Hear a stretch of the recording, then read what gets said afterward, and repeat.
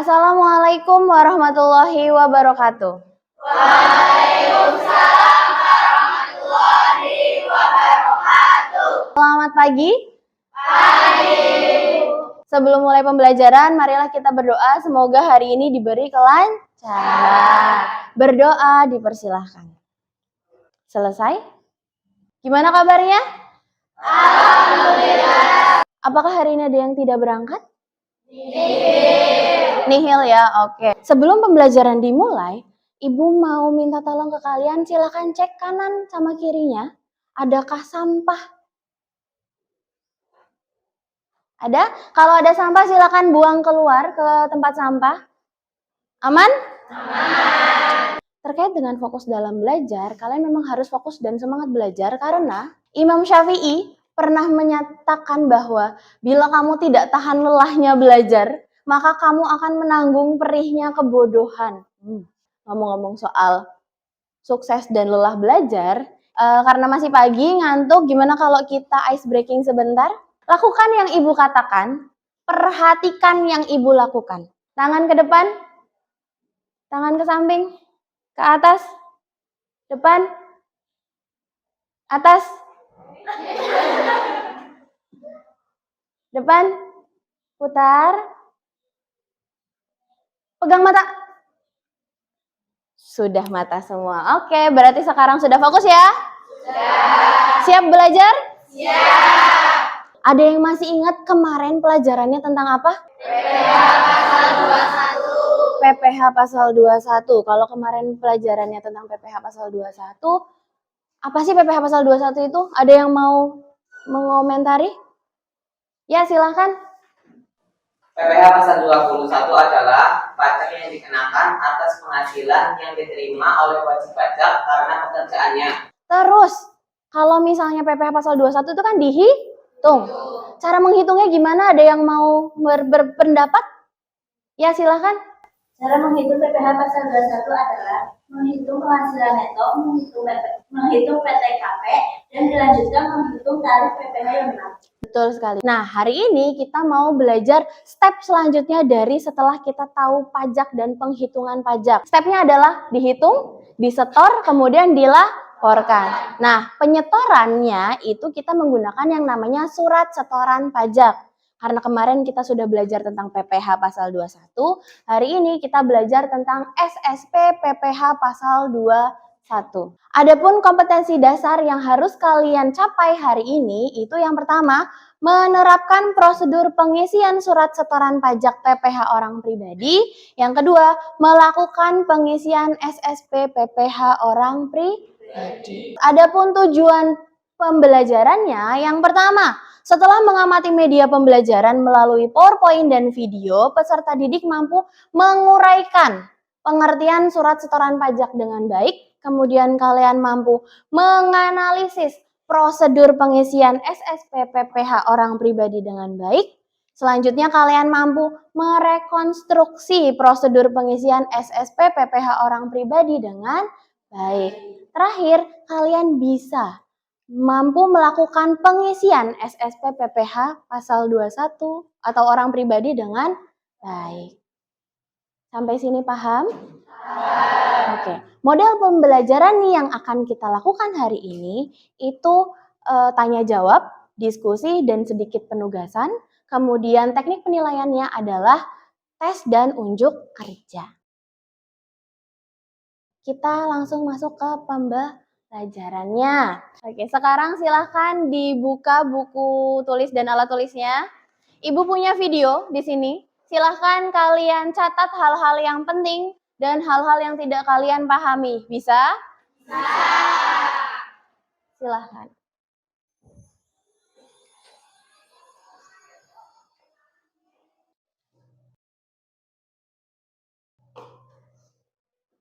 Sudah dilihat videonya? Sudah. Oke, sekarang dari video yang sudah Ibu tayangkan, adakah yang ingin berpendapat atau bertanya? Ya, silahkan. Dari video tersebut berisi tentang surat setoran pajak PPH pasal 21. Betul. Setoran pajak adalah surat yang digunakan untuk menyetorkan pajak khas negara. Oke, betul sekali. Jadi video tadi tentang surat setoran pajak SSP PPh pasal 21. Ada lagi yang mau berpendapat? Ya, silahkan. Jenis setoran pajak ada dua, yaitu SSP standar dan SSP khusus. Setiap SSP terdiri dari 4 lampiran. Betul sekali. Sekarang, adakah yang mau bertanya atau berpendapat lagi? Ya, silahkan. Di mana wajib pajak menyetorkan pajak setelah membuat SSP? Ada yang mau mencoba menjawab dulu? Ya, silahkan. Menurut buku yang saya baca, wajib pajak dapat menyetorkan pajaknya ke kantor pos, bank badan usaha milik negara atau yang biasa disebut BUMN, bank badan usaha milik daerah atau yang biasa disebut BUMD, dan tempat pembayaran pajak yang ditunjuk oleh Menteri Keuangan. Sampai sini ada yang mau ditanyakan lagi? Oke, belum. Kalau belum, Ibu akan memberikan informasi tentang pengisian surat setoran pajak dulu. Tadi yang dia katakan bahwa surat setoran pajak itu kan ada 4 rangkap ya. Nah, 4 rangkap itu tuh kita bisa lihat dari sini, pojok. Lembar 1. Lembar 1 itu untuk arsip dari wajib pajaknya. Kita kirimkan atau wajib pajak kirimkan ke KPPN atau Kantor Pelayanan Perbendaharaan Negara. Lanjutnya adalah lembar ketiga itu kita setorkan atau wajib pajak setorkan ke KPP atau Kantor Pelayanan Pajak. Yang terakhir itu lembar keempat diserahkan kepada kantor penerima pembayaran. Seperti itu. Paham? Selanjutnya, satu formulir SSP itu hanya bisa digunakan untuk satu jenis pajak dan satu masa pajak. Ada lagi yang ingin ditanyakan? Ya, silahkan. Agar kita melaporkan surat setoran pajak PPh pasal 21. Ada yang bisa menjawab? Ya, silahkan. Berdasarkan informasi yang saya dapatkan, surat setoran pajak PPh pasal 21 dilaporkan maksimal tanggal 10 di bulan berikutnya. Oke, betul sekali. Jadi kalian melaporkan SSP ini adalah tanggal 10 di bulan berikutnya. Ada lagi yang mau ditanyakan?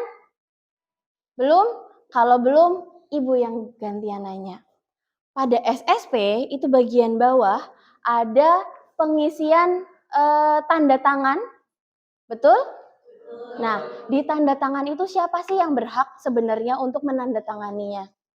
Silakan kalian cari informasinya, boleh dari handout, kemudian dari buku paket yang sudah kalian pinjam di perpustakaan, bisa juga menggunakan internet ya, kalian bisa buka HP di sini.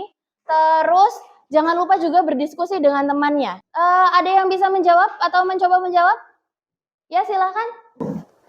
Apabila SSP disetorkan sendiri oleh individu, maka yang menandatangani adalah wajib pajak. Akan tetapi, apabila yang menyetorkan adalah perusahaan atau pemotong pajak, maka yang berhak menandatangani adalah pimpinan perusahaan tersebut. Oke, betul sekali. Berarti kalian sudah paham ya tentang cara mengisi surat setoran pajak? Sudah? Oke, sekarang kita berdiskusi lagi. Silahkan kalian bentuk kelompok 6 orang. Berarti di sini kita akan punya 6 kelompok ya. Sudah? Oke, kalau sudah siap, Ibu punya studi kasus. Tugas kalian adalah coba diperhatikan, dilihat apakah pengisian si PT Wisesa ini sudah benar atau belum. Bisa? Silahkan kalian diskusikan dengan teman, kerjakan di LKPD 1. Bagaimana? Ada yang kesulitan? Bu, bagaimana cara mengisi kolom ketetapan? Kolom ketetapan, coba dibuka. Ini ya, nomor ketetapan. Nah, nomor ketetapan ini hanya diisi kalau misalnya di depan di soal itu ada STP, SKPKB, sama SKPKBT. Ada SKP-nya nggak? Nggak ada kan? Nggak ada. Berarti kalau tidak ada, dikosongin. Gitu. Kalau misalnya ada, jadi kalau misalnya ngisi surat setorannya untuk yang kurang bayar atau kurang bayar tambahan, itu kan ada nomornya. Nah, nomornya dimasukin ke surat ketetapan. Kalau nggak ada ya, kosongin. Paham? Ya. Ada. Oke, kalau misalnya sudah hasil diskusinya, Ibu minta salah satu kelompok dipresentasikan. Siapa yang mau presentasi kelompoknya? Ya, silahkan. Butuh bantuan layar? Iya, oke. Ibu pinjemin. Nih, silahkan. Assalamualaikum warahmatullahi wabarakatuh.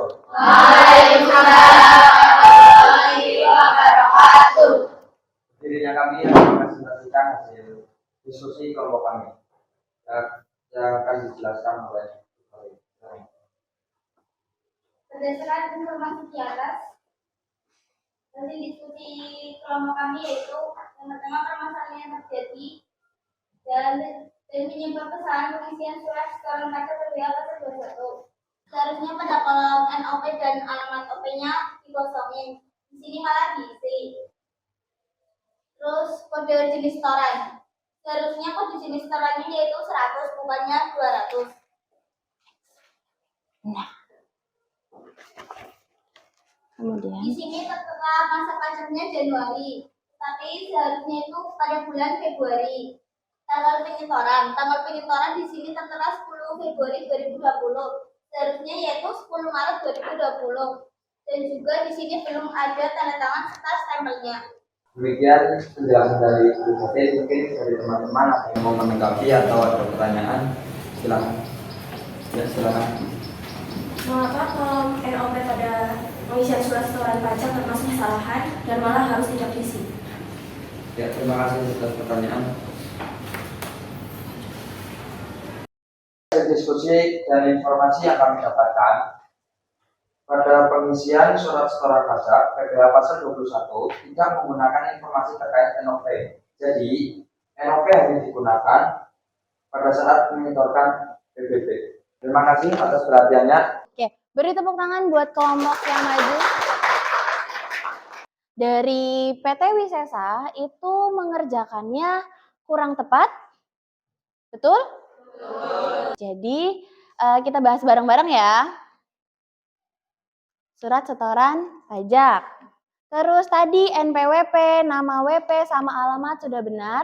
Yang salah adalah di bagian NOP. NOP itu nomor objek pajak. Nomor objek pajak hanya diisi ketika kita mengisi SSPP BB atau pajak bumi dan bangunan. Kalau misalnya kita mengisinya adalah SSPP PH pasal 21, NOP ini harus dikosongi. Kemudian kesalahan kedua adalah kode jenis setorannya nih.